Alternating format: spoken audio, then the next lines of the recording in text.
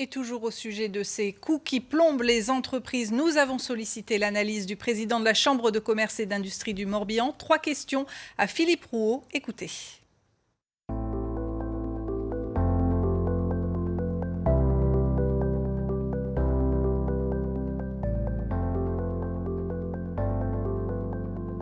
C'est principalement un problème de rentabilité, voire de survie pour beaucoup d'entreprises.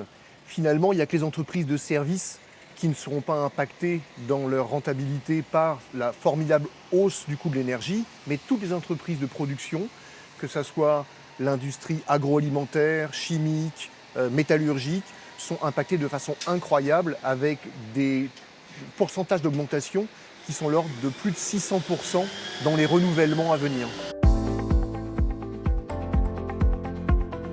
Ceux qui sont protégés, c'est les très petites entreprises ou les entreprises très consommatrices d'énergie. Là, il y a des aides. Mais encore faut-il que ce budget énergie représente au moins 3% du chiffre d'affaires. Et en fait, ce qu'on constate, c'est que ce sont les PME, celles qui sont dans le segment du milieu, qui sont là très impactées et pas aidées par les aides gouvernementales. Il y a un trou dans la raquette au niveau des petites, moyennes entreprises.